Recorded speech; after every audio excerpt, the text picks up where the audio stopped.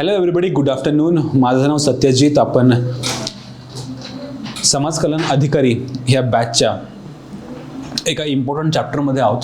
त्या चॅप्टरचं नाव आहे समाज कल्याणासाठी तयार केले गेलेल्या योजना आणि कायदे. ऑलरेडी आपण 2 सेशनपूर्वी चॅप्टर सुरू केला होता. ह्यामध्ये आपण पहिल्या चॅप्टरमध्ये बघितलं किंवा पहिल्या लेक्चरमध्ये बघितलं चॅप्टरच्या की समाज कल्याण, सोशल वेलफेअर ही संकल्पना नेमकी आहे काय, आणि दुसऱ्या चॅप्टरमध्ये आपण बघितलं महिलांसाठीच्या काही वेलफेअर स्कीम्स. ओके, आज आपण गव्हर्नमेंट वेबसाईट्स वापरून ह्यातनं रिसर्च करू की गव्हर्नमेंटच्या कुठल्या कुठल्या वेलफेअर स्कीम्स आहेत. त्यातली मी पहिली वेबसाईट वापर करणार आहे ती आहे मिनिस्ट्री ऑफ लेबर अँड एम्प्लॉयमेंटची. तुम्हाला आठवत असेल की ह्याच्या आधी आपण गव्हर्नमेंट वेबसाईटचा अभ्यास करत होतो, तो होता समाज कल्याण प्रशासनामध्ये. आणि समाज कल्याण प्रशासन नावाच्या चॅप्टरमध्ये जेव्हा आपण महाराष्ट्र गव्हर्नमेंटच्या समाज कल्याण विभागाची वेबसाईट चाळली होती, तेव्हा आपल्याला खूप साऱ्या स्कीम्स किंवा योजनांची माहिती त्या समाज कल्याणाच्या विभागाच्या वेबसाईटवरनं मिळाली होती. तर तुम्हाला ह्या चॅप्टरसाठी देखील समाज कल्याण विभाग, महाराष्ट्र शासन किंवा social justice department, Maharashtra government ह्याची जी ऑफिशियल वेबसाईट आहे, त्या ऑफिशियल वेबसाईटवरच्या खूप साऱ्या स्कीम्स त्यांनी खूप छान पद्धतीने मेन्शन केलेल्या आहेत.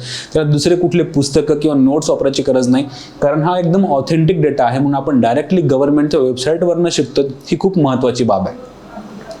तर ह्यालाच कॉपी पेस्ट करून किंवा दुसरीकडे काहीतरी टाकून असं करण्यापेक्षा जे ऑथेंटिक डाटा गव्हर्नमेंटचा आहे तो आपण अभ्यास करू, जेणेकरून गव्हर्नमेंट त्याच्या पलीकडचं ऑफकोर्स विचारणार नाही.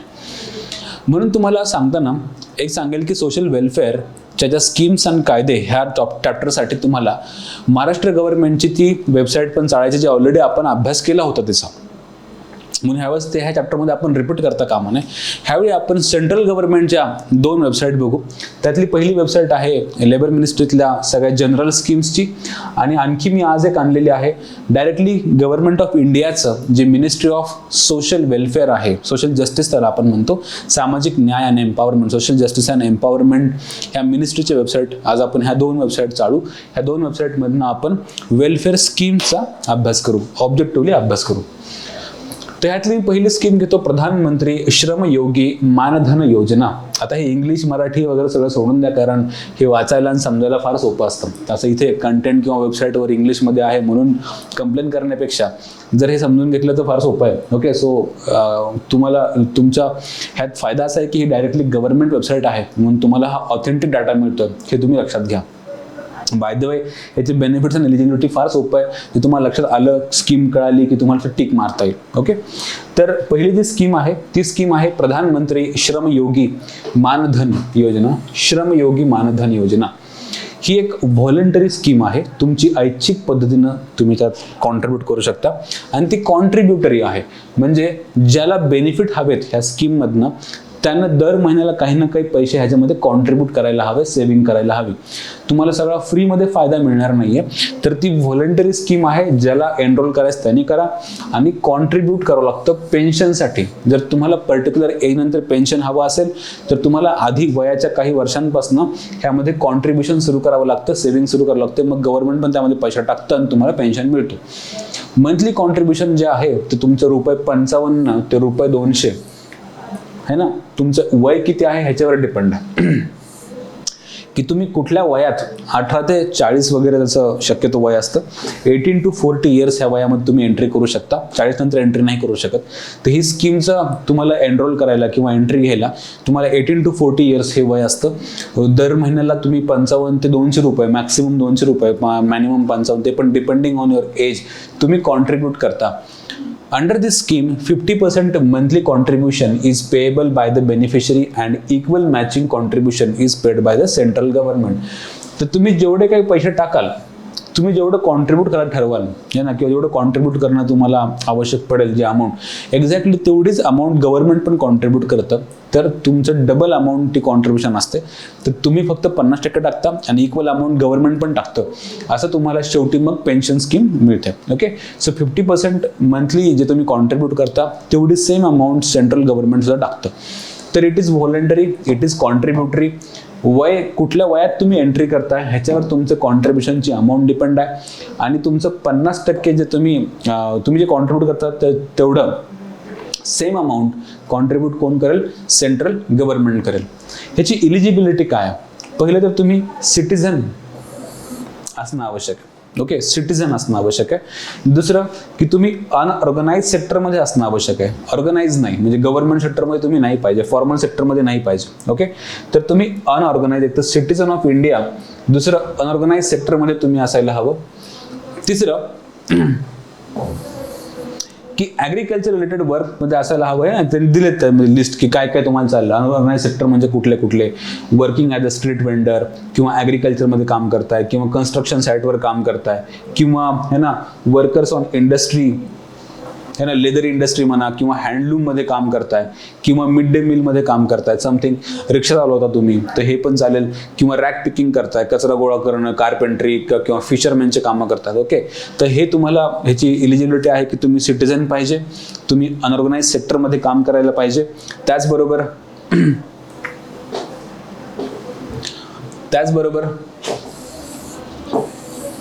एज 18 to 40 ह्याच्यामध्येच तुम्हाला एंट्री करता येते. 18 ते 40 ह्या वयोगटात तुमची एंट्री अलाउड आहे. ह्याच्यानंतर तुम्हाला एंट्री नाही करता येत. ओके, नंतर मंथली इन्कम इज बिलो 15,000, तुमचं मंथली इन्कम त्याच्या कमी पाहिजे. आणि not a member of EPFO, ESIC और नॅशनल पेन्शन स्कीम, ह्यामध्ये तुम्ही एनरोल नाही पाहिजे. NPS नको, ESIC नको, EPFO नको. तर मंथली इन्कम हे 15,000च्या खाली पाहिजे. तर ह्या सगळ्या इलिजिबिलिटी क्रायटेरिया आहेत. ओके, तर त्या स्कीमचं जे नाव आहे, जी स्कीम आपण बघतोय ती स्कीम पेन्शन स्कीम आहे प्रधानमंत्री श्रमयोगी मानधन योजना. ओके, आता ह्या योजनेचा बेनिफिट काय काय बघा की after attaining the age of 60 years beneficiaries are entitled to receive minimum monthly assured pension of ₹3,000. दर महिन्याला कन्फर्म तुम्हाला कमीत कमी 3,000 रुपये तरी मिळणार, असं ते ॲश्युअर्ड इन्कम तुमचं पेन्शन सुरू होणार. त्याचबरोबर पण ते कधी 60 वर्षानंतर, तुमचं वय एकदा 60 वर्ष झालं की 60 वर्षानंतर तुम्हाला ॲश्युअर्ड पेन्शन 3,000 रुपये मिनिमम मिळणार. तुमचं कॉन्ट्रीब्युशन जेवढी तुमची सेव्हिंग किंवा इन्व्हेस्टमेंट झाली आहे त्याच्यानुसार तुमचं मंथली तुमचं पेन्शन वाढलेलं असणार. तर कधी 3,000, 5,000, 10,000 पण चालू शकतं. तर तुमच्या कॉन्ट्रीब्युशनवर डिपेंड आहे की तुम्ही किती केलं, पण मिनिमम 3,000 तर आहेच. On the death of beneficiary स्पाऊसला पण ते मिळणार. Okay, 50% monthly pension. स्पाऊस पण तुमची पत्नी किंवा पती, तर ह्याला पण 50% मिळणार, पूर्ण नाही, फुल नाही. हे पण लक्षात घ्यावा की पूर्ण पेन्शन नाही मिळणार स्पाऊसला. तुमच्या डेथ नंतर स्पाऊसला 50%च मिळणार. If husband and wife both joins the scheme they are eligible for 6,000 monthly pension jointly, तर त्यांना जॉईंट पेन्शन पण मिळणार. है ना, पती पत्नी दोघांनी एनरोल केलं ह्या स्कीमला तर तुम्हाला जॉईंटली पण ही बेनिफिट मिळणार. नंतर ओके, दुसरी स्कीम बघू आपण की the national pension scheme for traders and self employed persons. Okay, NPS त्याला आपण म्हणतो. ही व्हेरी इम्पॉर्टंट स्कीम, NPS त्याला आपण म्हणतो. ही जी NPS स्कीम आहे ती व्हॉलंटरी आहे, ती कॉन्ट्रीब्युटरी आहे, ती पेन्शन स्कीम आहे. Monthly contribution he ₹55 to 220 or 200 rupees monthly तुम्हाला कॉन्ट्रीब्यूट करावं लागतं. ॲडिशनली अंडर दिस स्कीम 50% कॉन्ट्रीब्युशन हे बेनिफिशरी देतो अँड 50% कॉन्ट्रीब्युशन हे सेंट्रल गव्हर्नमेंट देतं. ओके, तो again a same like structure. It is voluntary and it is contributory. It is voluntary, it is contributory. Monthly जे आहे ते 55 ते 200 रुपये आणि 50% तुमचा जो कॉन्ट्रीब्युशन ते तुम्ही स्वतः भरता. उरलेलं जे आहे ते सेंट्रल गव्हर्नमेंट भरतं, इक्वल अमाऊंट. ओके, आता ह्या नॅशनल पेन्शन स्कीम जी आहे ट्रेडर्स अँड सेल्फ एम्प्लॉयर्स, त्यासाठी नॅशनल पेन्शन स्कीमची इलिजिबिलिटी काय आहे, तर पहिलं की तुम्ही सिटीजन ऑफ इंडिया पाहिजे.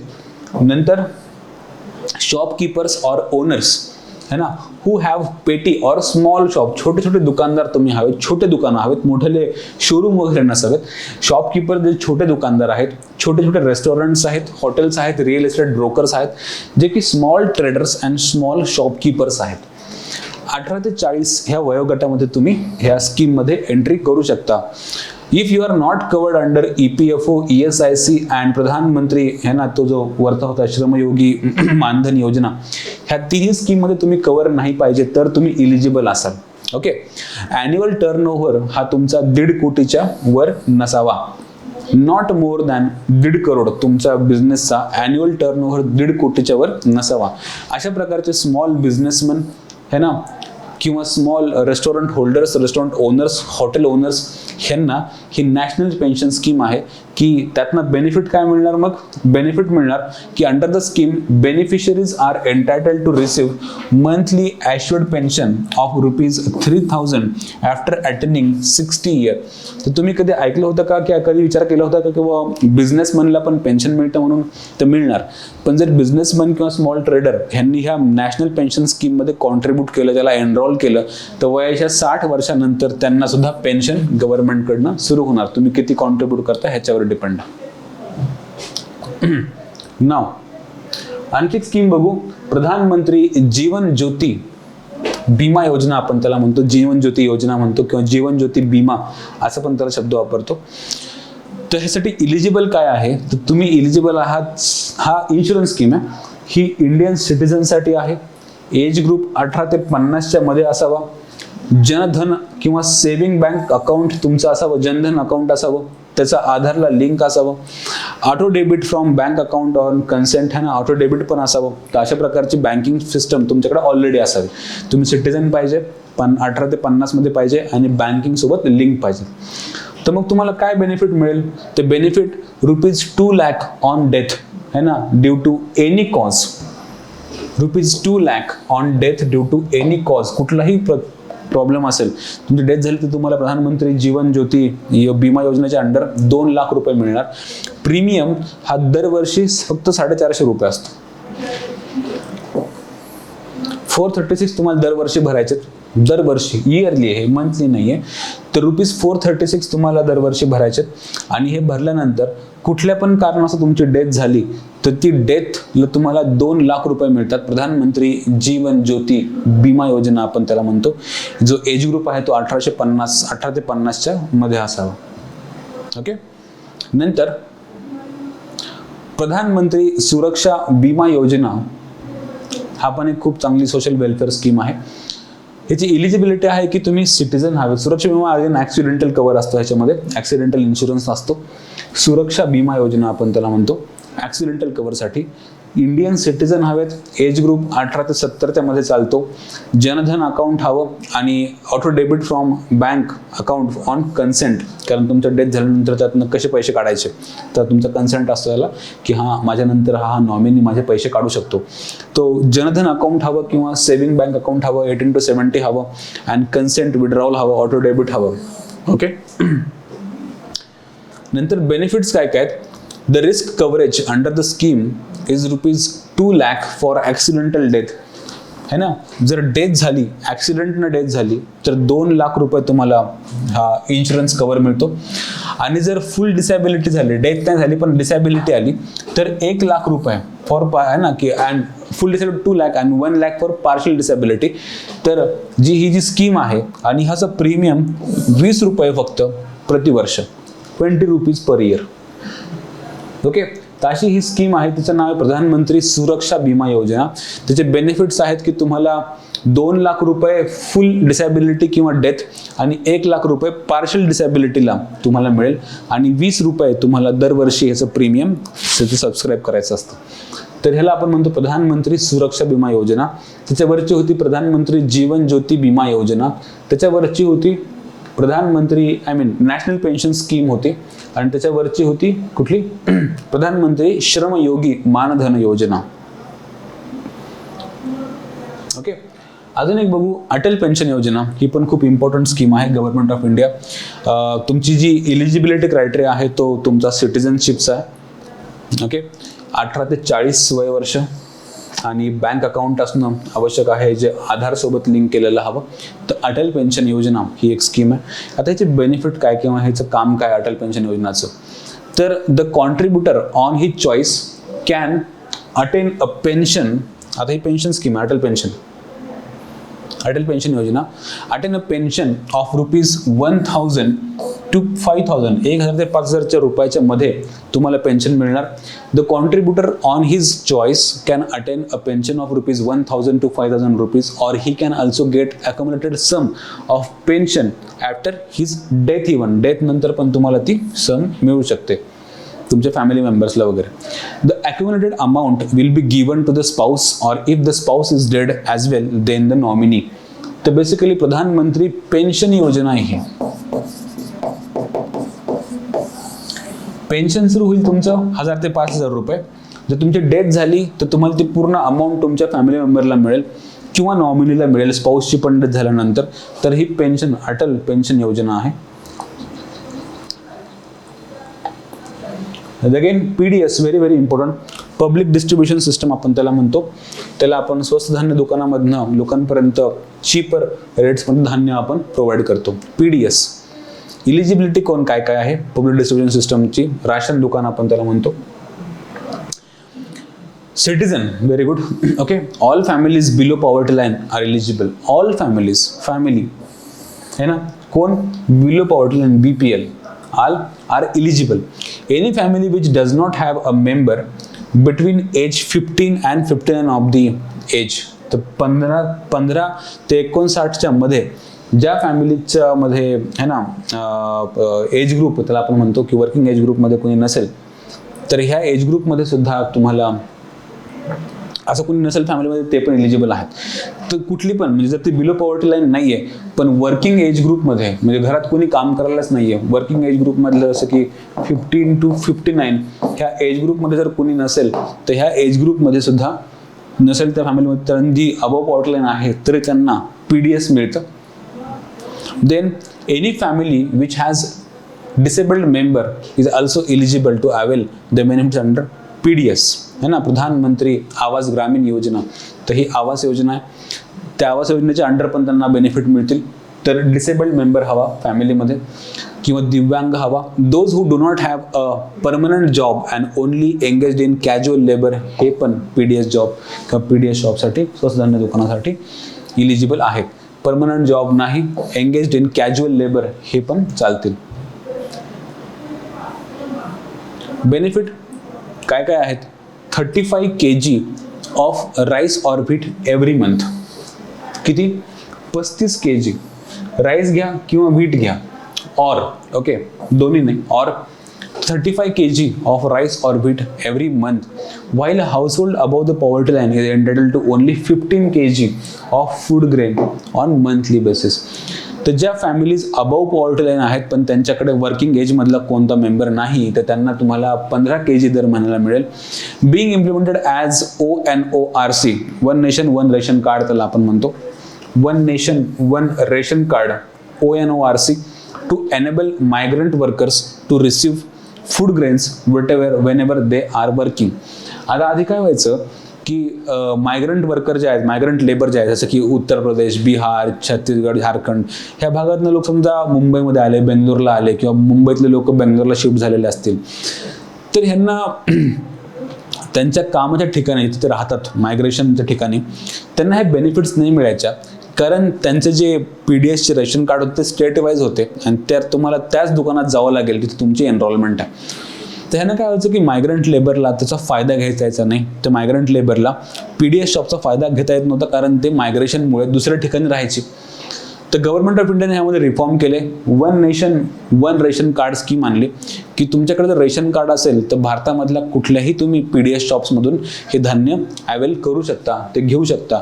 तर सध्या ती जी स्कीम आहे PDSची ती इम्प्लिमेंट होते ह्या नावानं one nation one ration card to enable migrant workers to receive food grains wherever they are working. नंतर आहे प्रधानमंत्री आवास योजना. भारतामध्ये अफोर्डेबल हाऊसिंगचा एक खूप मोठी समस्या आहे की अफोर्डेबल हाऊसिंग नाही आहे आणि दिवसेंदिवस घरांच्या किमती ह्या है ना they are touching the skies. Basically ह्यामुळे अफोर्डेबल हाऊसिंग नसल्यामुळे एस्पेशली स्लम्सचं प्रमाण वाढतंय, शहरांमध्ये झोपडपट्ट्यांचं प्रमाण वाढतंय, क्वालिटी हाऊसिंगची है ना एक समस्या निर्माण झालेली आहे. तर हे कमी करायला गव्हर्नमेंट ऑफ इंडियानं प्रधानमंत्री आवास योजना सुरू केलेली. ती आधी इंदिरा आवास योजनेच्या नावानं ओळखली जायची. एलिजिबिलिटी आहे इंडियन सिटीजन हवा, any family including workers which does not have a member between 15 and 59 years of age. Okay, 15 ते 59 ह्या वयाच्या मध्ये जर कुणी मेंबर नसेल, नॉट हॅव, ते पण एलिजिबल आहेत. ॲट द सेम टाइम ही आवास योजना आहे. Okay, a family which has disabled member Okay, disabled member, and those who do not have a permanent job and only engaged in casual labor हे पण चालतं. तर casual लेबरमध्ये असाल तुम्ही, permanent job नाही आहे, तुमच्या घरामध्ये कोणी डिसेबल्ड आहे, तुमच्याकडे वर्किंग एज ग्रुपमध्ये कुणीच नाही आहे आणि तुम्ही इंडियन सिटीजन आहात, तर तुम्हाला प्रधानमंत्री आवास योजनेच्या अंडर बेनिफिट मिळतात.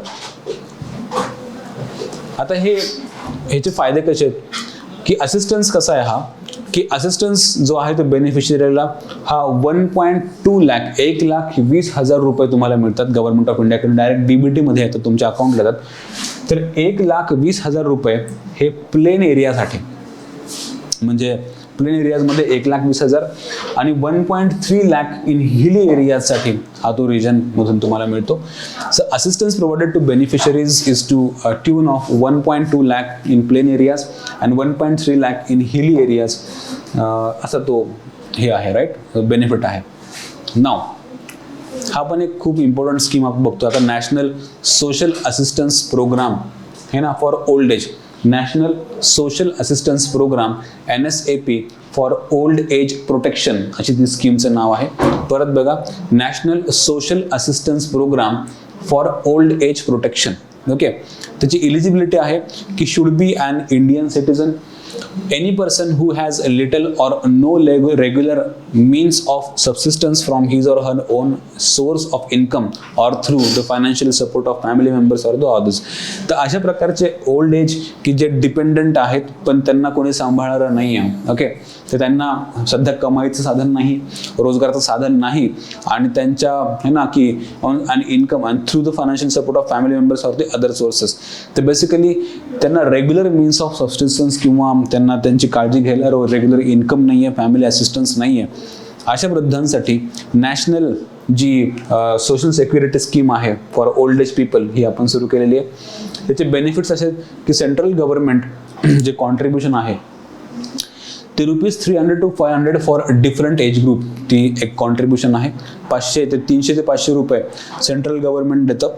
मंथली पेन्शन रेंज जी आहे ती है ना की 1,000 to 3,000 हे स्टेटच्या कॉन्ट्रीब्युशनवर डिपेंड आहे की त्या वृद्धांना मंथली पेन्शन मिळते. ती पेन्शनची रेंज आहे ती 1,000 ते 3,000 रुपयाच्या आसपास असते. तर ती मंथली पेन्शनची रेंज ही त्या वृद्धांना मिळते आणि सेंट्रल गव्हर्नमेंट कॉन्ट्रीब्यूट करतं 300 रुपये किंवा 500 रुपये डिपेंडिंग अपॉन दी एज त्या काय आहे. तर ही जी स्कीम आहे ती आहे national social assistance programme for old age people, आपण त्याला म्हणतो, for old age protection. Then we have health insurance scheme for weavers, जे है ना विणकाम करतात त्या व्ह्युअर्ससाठी पण एक स्कीम आहे हेल्थ इन्शुरन्स. कारण जे काम ते करतात ते काम डेंजरस काम आहे. डेंजरस कसं, कारण हे जे व्ह्युअर आहेत ते कापसामध्ये काम करतात, त्याचे ते यान्स किंवा ते बारीक धाग्यांमध्ये काम करतात आणि त्यांच्या श्वासा थ्रू ते धागे किंवा दातांतनं छातीमधले किंवा लंग्समधला काही रोग किंवा डिसीज होण्याचा मोठा चान्स असतो. बऱ्याचशा व्हीवर लोकांचा मृत्यू पण झालेला आहे की 10 वर्ष 20 वर्ष 5 वर्ष 15 वर्ष तुम्ही कंटिन्युअसली त्या पोल्युशनमध्ये काम करता, त्या कापसाचे धागे किंवा मायन्यूट पार्टिकल्स मायक्रो पार्टिकल्स तुम्ही इनहेल करता, ज्याने तुमच्या फुफ्फुसामध्ये त्रास होतो, दमा निर्माण होतो, अस्थमा होतो, वेगवेगळे बाकीचे ब्रोंकायटिस म्हणा असे रोग होतात. ते बेसिकली जे असे डिसीजेस आहेत वर्कप्लेसमुळे, ते वर्कप्लेसचे डिसीजेस कमी करण्याचा प्रयत्न करत आहे गव्हर्नमेंट ऑफ इंडिया. ते जे वीवर लोक आहेत है ना, विणकाम करतात, तर त्यांच्यासाठी पण एक स्कीम आहे. ती आहे इलिजिबिलिटी. बघू की तो इंडियन सिटीजन हवा है ना, Indian citizen. The weaver should be earning at least 50% of his income from handloom weaving. तर हँडलूम मधून काम करणार असावा, 50% त्याचं इन्कम हे हँडलूम मधून असावं, हस्त उद्योगामधून असावं, हँडलूम विविंग मधून. ओके, कम्प्लिटली इंडस्ट्रियल विविंग नसावी, हँडलूम मधून 50% ॲटलिस्ट त्याचं इन्कम असावं. All weavers whether male or female are eligible to be covered under the health insurance scheme, HIS त्याला आपण म्हणतो, HIS for weavers. Okay, health insurance scheme. नंतर benefits काय? The beneficiaries would avail a package of ₹15,000 that would include both pre existing diseases and new diseases. जर तुम्ही ह्या स्कीमचे eligible ठरला तर तुम्हाला गव्हर्नमेंट ऑफ इंडिया 15,000 रुपये देतं, एक पॅकेज देतं, ज्यामध्ये तुम्हाला झालेले डिसीज कव्हर करता येतील किंवा नंतर होतील त्यालाही कव्हर करता येईल.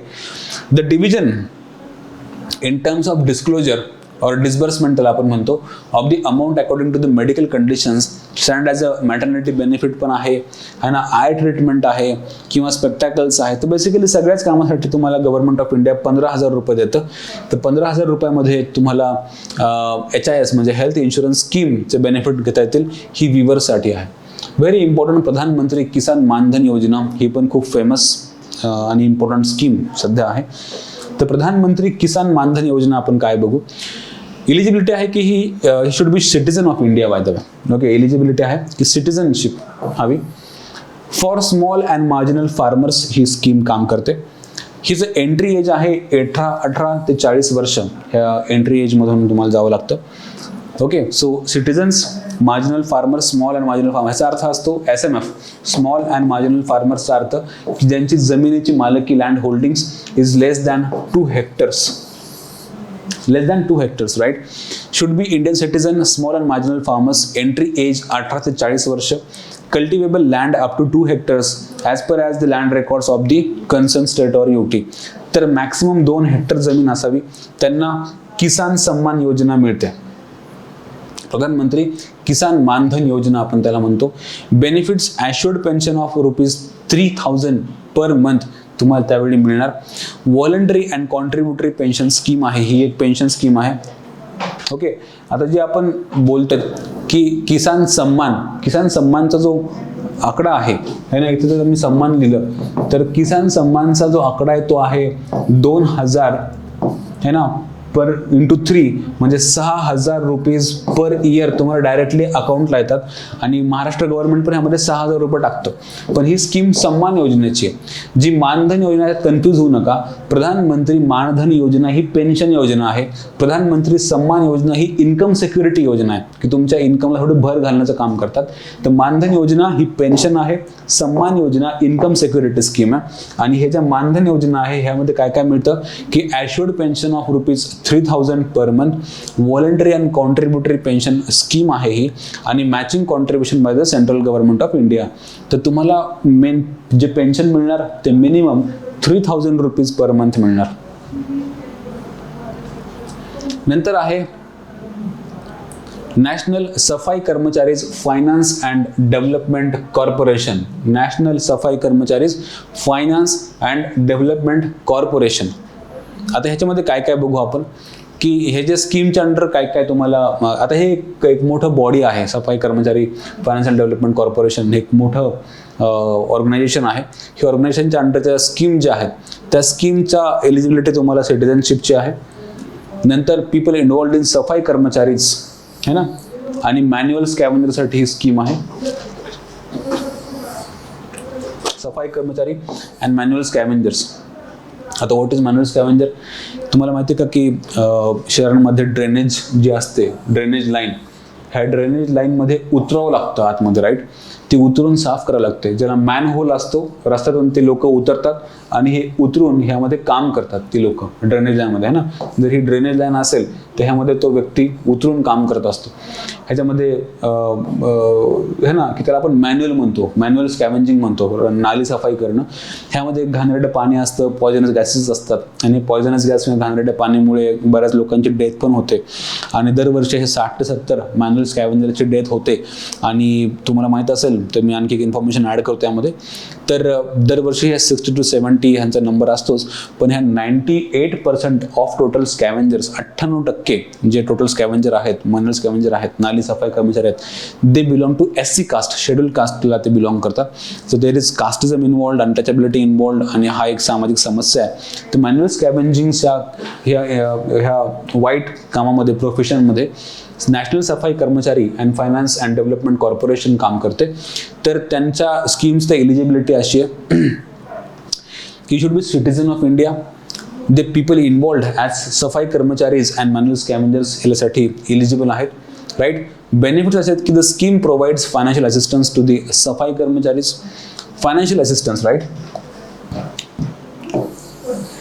सफाई कर्मचारीज, manual scavengers and their dependents through SCA or RRBs or nationalized banks, है ना, banks किंवा cooperatives मधनं, any viable income generating scheme including sanitation related activities and education in India and abroad.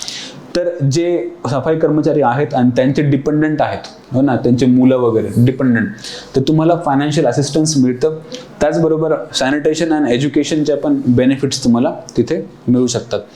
तर सफाई कर्मचारी डेव्हलपमेंट कॉर्पोरेशनची ही scheme ह्या सफाई कर्मचाऱ्यासाठी काम करते. नंतर आणखी एक डायरेक्ट स्कीम आहे, self employment scheme for rehabilitation of manual scavengers. मी तुम्हाला ऑलरेडी सांगितलं की हा जो मॅन्युअल स्कॅव्हेंजिंगचा जॉब आहे किंवा हे जे प्रोफेशन आहे हे अत्यंत है ना अनहेल्दी आहे. इथून नेहमी डेथ होतात, है ना. आत्ता रामदास आठवले जे मंत्री आहेत सोशल जस्टिस वेलफेअर मिनिस्ट्रीचे, त्यांनी जस्ट आता सेशनमध्ये सांगितलं की मागच्या 5 वर्षात 336 का 330 असं काहीतरी आहे आकडा तो, तर अराउंड 336 डेथ्स झाल्यात मागच्या 5 वर्षांमध्ये, 5 इयर्स. ओके, तर ह्या जॉबमध्ये मॅन्युअल स्कॅव्हेंजिंगमध्ये आपण सेफ्टी गिअर्स वापरत नाही, मॉडर्न टेक्नॉलॉजी वापरत नाही, डायरेक्टली बेअर बॉडीनं आपण त्यामध्ये एंट्री करतो, ती नाली साफ करतो, चोक क्लीन करतो, ज्यानं स्किन डिसीज होतो, मरतात खूप जण, है ना. तर मॅन्युअल स्कॅव्हेंजिंगचा एक खूप मोठी समस्या भारतामध्ये आहे. त्याचबरोबर त्याची एलिजिबिलिटी आहे की it should be or he should be citizen of India. तो आयडेंटिफाईड मॅन्युअल स्कॅव्हेंजर असावा, रजिस्टर्ड असावा, वन फ्रॉम दी ना की each family as defined in the para वगैरे जी काय आहे, तर तो मॅन्युअल स्कॅव्हेंजर असावा, है ना, सिटीजन असावा. Benefits, manual scavengers and their dependents shall be provided free of cost skill training of their choice from the list of training organizations. तर इथं आपण काय करणार आहे, त्यांना रिहॅबिलिट करणार आहोत, म्हणजे त्यांना मॅन्युअल स्कॅव्हेंजिंग ह्या जॉबपासून दूर करणार आहोत आपण, आणि त्यांना एक डिग्निफाईड जॉब, एक सन्मानाचं काम आपण त्यांना देणार आहोत. तर डिग्निफाईड जॉब मिळवून देण्यासाठी ही आपण इथे काम करतो ह्या स्कीममधून. तर मॅन्युअल स्कॅव्हेंजर्सचं रिहॅबिलिटेशन करण्याची ही स्कीम आहे. द मॅन्युअल स्कॅव्हेंजर्स अँड डिपेंडंट्स त्यांना आपण free of cost skill training of their choice, तुम्हाला काय शिकायचं ते शिका, कुठली स्किल पाहिजे सांगा, तर ते स्किल देण्याचं काम, ह्याचं फीस भरण्याचं काम national Safai Karamchari finance and development corporation हे काम करतं. ओके, तर basically free of cost skill training not only to the manual scavengers but their also dependents, त्यांच्या मुलांना पण किंवा फॅमिली मेंबर्सला पण skill training free of cost मिळते. देन मंथली स्टायपंड मिळतो 3,000 रुपयाचा, और any such amount as many we decided from time to time to shall be determined by. आणि मंथली स्टायपंड सुद्धा आहे. तर स्किल ट्रेनिंगची पूर्ण fees at the same time ती फीज प्लस स्टायपंड,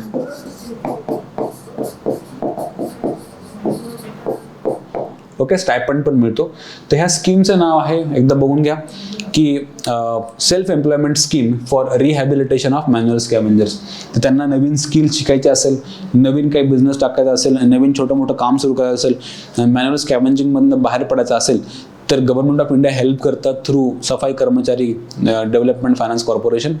ते ह्या सफाई कर्मचाऱ्यांना स्टायपंड देतं, त्याचबरोबर स्किल ट्रेनिंगची पूर्ण फीस देतं, फ्री ऑफ कॉस्ट त्यांना शिकवलं जातं की तुम्हाला नवीन skill, not only to the manual scavengers but their dependents also. Okay, तर अशा प्रकारे ह्या वेबसाईटचा आपण अभ्यास केला. ह्यामध्ये आपण काही स्कीम्स बघितल्या, मी आणखी काही स्कीम्स आणतो दुसऱ्या वेबसाईटवरनं. तर त्या स्कीम्स आहेत, एकदा जस्ट नाव बघून घेऊ आपण. Self employment scheme for rehabilitation of manual scavenger, सफाई कर्मचारी त्यामध्ये ती इन्स्टिट्यूट काम करते. नंतर नॅशनल सफाई कर्मचारीज फायनान्स अँड डेव्हलपमेंट कॉर्पोरेशनच्या स्कीम्स. नंतर प्रधानमंत्री किसान मानधन योजना, प्रधानमंत्री किसान सन्मान योजना वेगळी, किसान मानधन योजना वेगळी. नंतर health insurance scheme for weavers, HIS for weavers. नंतर आहे आयुष्यमान भारत प्रधानमंत्री जन आरोग्य योजना, है ना, जन आरोग्य आपण त्याला म्हणतो, JAY. आपलं हे राहून गेलंय, आयुष्यमान भारत ही प्रधानमंत्री जन आरोग्य योजना आपण एकदा वाचू, ही जस्ट मिस झाली आपल्याकडनं. तर ही स्कीम काय आहे बघू. ही तुम्हाला माहिती आहे की खूप मोठी इन्शुरन्स स्कीम आहे, जन आरोग्य योजना आपण म्हणतो. इलिजिबिलिटी आहे की those living in schedule caste and schedule tribe households, families with no male member aged from 16 to 59 and beggars and those surviving in arms. तर असे काही भिकारी गरीब बिचारे लोक, शेड्यूल कास्ट शेड्यूल ट्राईब, है ना, ह्यांना देखील एक प्रधानमंत्री आयुष्य भारत जन आरोग्य योजना आपण लागू करतो. बेनिफिट्स त्यांना health coverage of ₹5 lakh per family per year for secondary and tertiary care hospitals. जे हायर हॉस्पिटल आहेत त्यांना स्पेशलाइज ट्रीटमेंट लागते, 5 लाखच्या पर्यंत आपण त्यांना कव्हर देतो. तर basically government of India insurance cover देतं, health insurance cover up to ₹5 lakh for secondary and tertiary care hospitals per family, है ना, पर फॅमिली.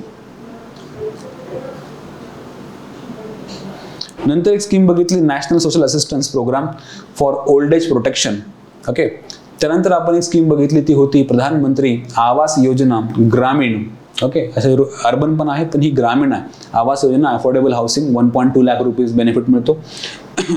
नंतर PDS ज्याला वन नेशन वन रेशन कार्डच्या नावानं आपण इम्प्लिमेंट करतोय. त्यानंतर अटल पेन्शन योजना आहे. नंतर आपल्याकडे आहे प्रधानमंत्री सुरक्षा विमा योजना. ओके, नंतर आहे प्रधानमंत्री जीवन ज्योती विमा योजना किंवा Jeevan Jyoti Yojana. National pension scheme for traders and the self employed persons. Okay, national pension scheme आहे ती NPS. देन वी हॅव प्रधानमंत्री श्रम योगी मानधन योजना. ओके, जी ओल्ड एज प्रोटेक्शन स्कीम म्हणतो, श्रमयोगी मानधन. ओके, तशा प्रकारे आपण ह्या श्रम पोर्टल किंवा मिनिस्ट्री ऑफ लेबरच्या वेबसाईटवरनं काही स्कीम्स बघितल्या. आता आणखी आपण एक छोटासा ब्रेक नंतर आपण जे गव्हर्नमेंटचं आणखी एक डिपार्टमेंट आहे किंवा मिनिस्ट्री आहे, त्याला आपण म्हणतो ministry of social justice and empowerment, है ना, सोशल वेलफेअर सारखीच एक मिनिस्ट्री आहे. तर ह्याच्या डिपार्टमेंटच्या काही भरपूर साऱ्या स्कीम्स यांनी ते मेन्शन केल्यात. आपल्या एवढ्या सगळ्या वाचणं तर ऑफकोर्स शक्य नाही आहे, पण मी तुम्हाला पण सजेस्ट करेल की तुम्ही ह्या लिंकवरनं जा. ही लिंक, ह्या दोन्ही वेबसाईट मी आज सोशलॉजी विथ सत्यजित ह्या ग्रुपवर, टेलिग्राम ग्रुपवर मी आज शेअर करतो. तुम्ही ह्या सगळ्या वाचून घ्यावा. तर आपण आता सोशल वेलफेअर मिनिस्ट्री है ना किंवा सोशल जस्टिस मिनिस्ट्रीच्या काही सेंट्रल गव्हर्नमेंटच्या स्कीम्स बघू सोशल वेलफेअरच्या ह्या डिपार्टमेंटमध्ये. आता आपण सेंट्रल गव्हर्नमेंटच्या department of social justice and empowerment ह्या वेबसाईटवरनं काही स्कीम्सचा अभ्यास करू. ह्या स्कीम्स त्यांनी काही हेडलाईन्स किंवा टायटल्समध्ये दिलेल्या आहेत. NGO साठीच्या स्कीम्स. Okay, NGO. नंतर ज्या एज्युकेशनलच्या स्कीम्स दिलेल्या आहेत, त्याचबरोबर काही स्कीम्स फॉर इकॉनॉमिक डेव्हलपमेंट दिलेल्या आहेत, त्याचबरोबर काही स्कीम्स फॉर सोशल एम्पॉवरमेंट दिलेल्या आहेत, है ना. आता सोशल एम्पॉवरमेंटमध्ये बघा तर scheme undertaken by national backward class finance and development corporation for promoting social empowerment आहे. Centrally sponsored scheme for implementation of protection of civil rights act 1955 and scheduled caste and scheduled tribes, है ना, ॲट्रॉसिटीज act. ते ॲट्रॉसिटीज act implement करायला पण scheme आपण दिलेली आहे. प्रधानमंत्री आदर्श ग्राम योजना देखील आहे सोशल वेलफेअर मिनिस्ट्रीची, Adarsh Gram. Support for marginalise individuals for livelihood and enterprise, smile नावाची स्कीम आहे, स्माईल, है ना, support for marginalise individuals for livelihood and enterprise. Then Pradhan Mantri young achievers scholarship award, Pradhan Mantri Anusuchit जाती अभ्युदय योजना, है ना, PM अजय ज्याला आपण म्हणतो. तर आपण एक घेण्याचा प्रयत्न करू, शेवटून सुरुवात करू वाटल्यास. प्रधानमंत्री अनुसूचित जाती अभ्युदय योजना, है ना, त्याला अजय आपण म्हणतो. तर ह्याची जी वेबसाईट त्यांनी एक लिंक दिलेली आहे, ती लिंक त्यांनी इथे मेन्शन केली आहे. तर तुम्हाला इथे व्हिजिट करण्यासाठी एक चान्स आहे. तर ह्या लिंकचा अभ्यास किंवा व्हिजिट जर तुम्ही केलं तर तुम्हाला दिसेल की ही बघतो मी काय झालं याला. अटल वयो अभ्युदय योजना देखील एक अशी स्कीम आहे की तिला आपण एका न्यू टॅबला उघडून बघू की ती कशी स्कीम आहे. Scheme for national award for outstanding services in field of prevention of drugs and etcetera किंवा implementation of framework of national action plan for drug implementation.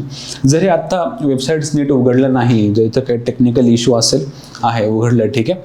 तर आता एक ही उघडली आपण आता बघतोय काय, लेट्स चेक इट, की आपण स्कीम्स बघतोय.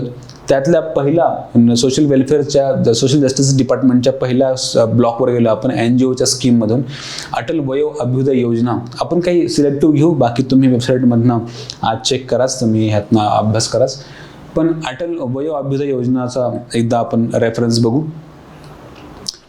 इंट्रोडक्शन द्या सोडून, पण एम्स अँड ऑब्जेक्टिव्ह बघू.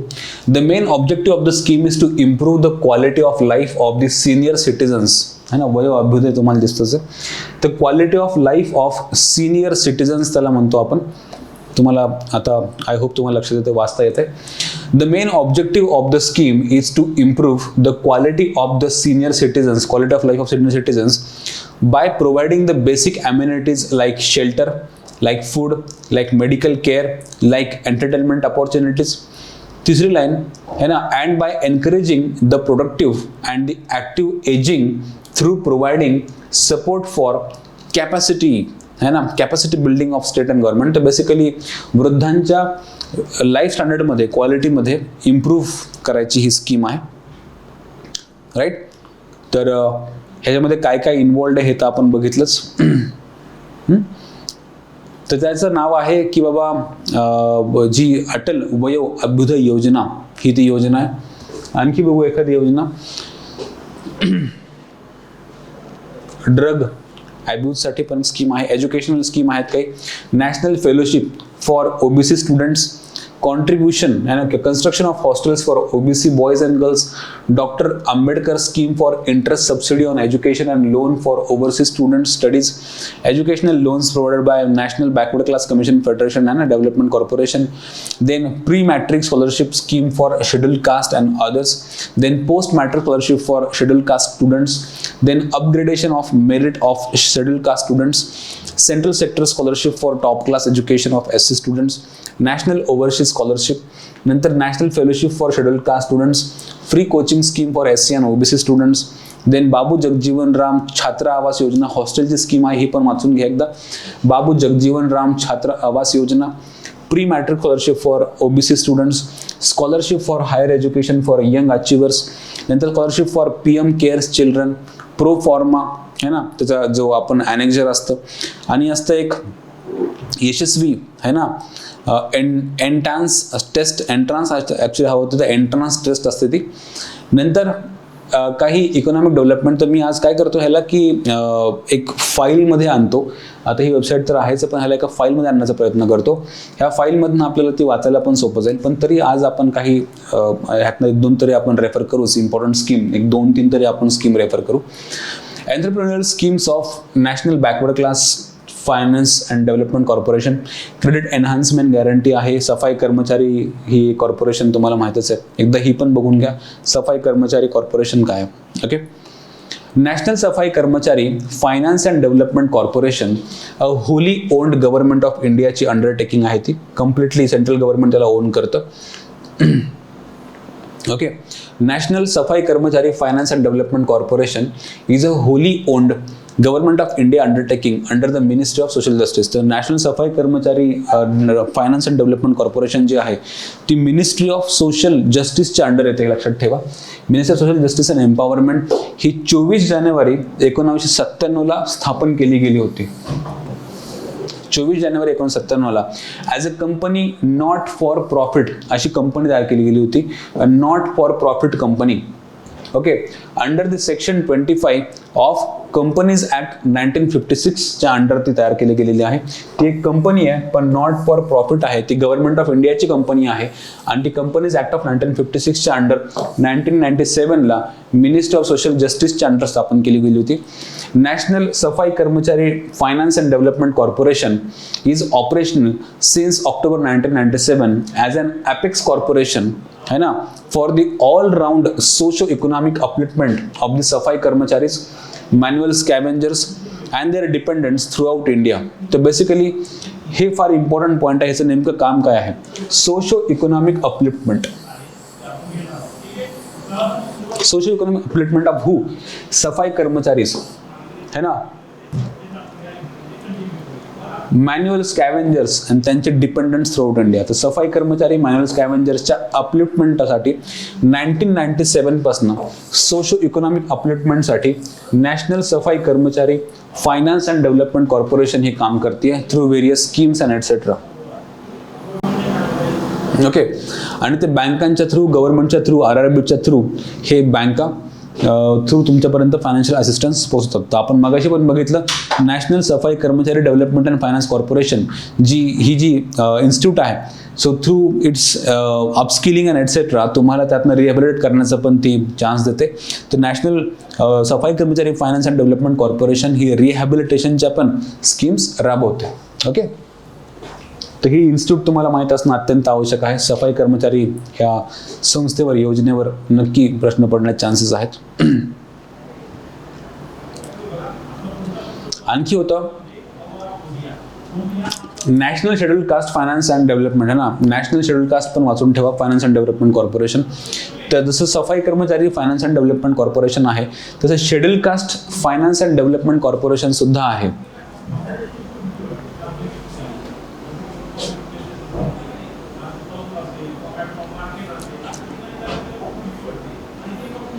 The National Scheduled Caste Finance and Development Corporation was set up in 1989 as a company not for profit again. Okay, again companies act 2013 च्या under ती स्थापन केली गेली होती. कंपनी ऍक्ट 13 च्या अंडर स्थापन केली गेलेली कंपनी आहे. With the objective of financing income generating activities of SC beneficiaries. जे शेड्यूल कास्ट मेंबर्स आहेत, SC बेनिफिशरीजला इन्कम जनरेटिंग ऍक्टिव्हिटी जर करायच्या असतील तर त्यांना फायनान्स किंवा लोन देण्याचं काम ही national schedule caste finance and development corporation हे काम करते 1989 पासून है ना. आणि त्यांचं having annual income up to ₹3 lakh त्यांना ती हेल्प करते. National schedule caste finance and development corporation assist the target group by way of loans किंवा स्किल ट्रेनिंग किंवा एंटरप्रेन्योरशिप. लोन्स देणं, स्किल ट्रेनिंग करणं, एंटरप्रेन्योरशिप देणं, हे काम करण्याचं काम ही स्कीम किंवा ही इन्स्टिट्यूट करते. तर तुम्हाला ही पण माहीत पाहिजे. तर national schedule caste finance and development कॉर्पोरेशनचं नेमकं काम काय आहे, ती कधी स्थापन झाली होती.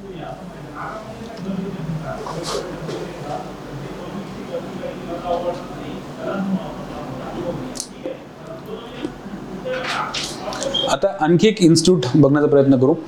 एंटरप्रेन्योरशिप स्कीम्स झाला आपला, की हे आपण बघू की national backward class finance and development corporation किंवा क्रेडिट एनहान्समेंट जी आहे सफाई कर्मचारी, किंवा आपण आता बघितलेली national schedule caste finance and development corporation, then scheme of assistance to schedule caste and development corporation, then self employment scheme for rehabilitation of, ही पण मगाशी आपण अभ्यास केला हिचा.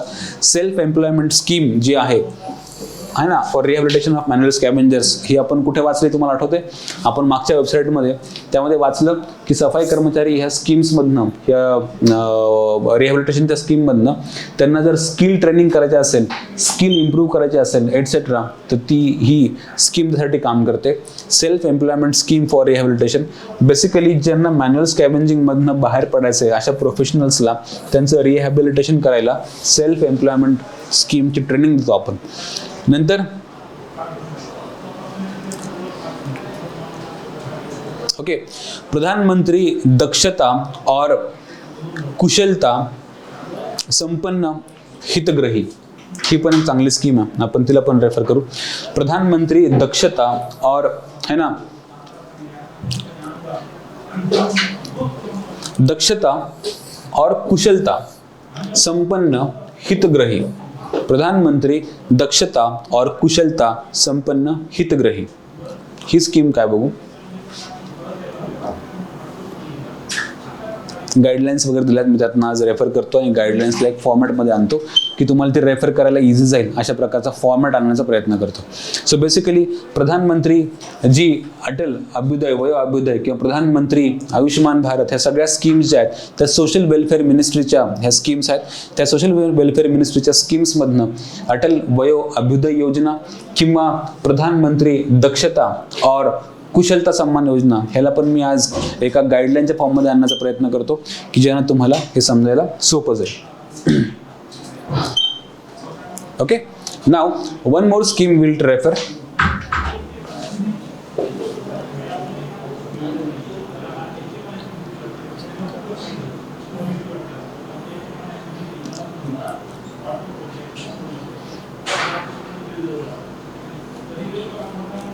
ठीक आहे, तर मी आज ह्या सगळ्या स्कीम्समधनं एज्युकेशनल पण आहेतच, आपण बघितलं बाबू जगजीवन राम अँड ऑल.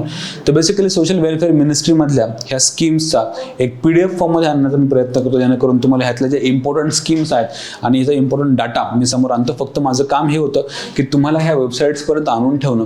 आता तुम्हाला ह्याला रेफर करायचं आहे, मी ह्याला हेल्प करेल की मी ह्याचा एक रेफरन्स तयार करतो, रेफरन्समधनं तुम्हाला त्या ग्रुपवर टाकतो, PDF फॉर्ममध्ये येऊन जाईल आणि त्या PDF फॉर्ममधनं तुम्ही ह्या सगळ्या स्कीमला रेफर करू शकता, अभ्यास करू शकता.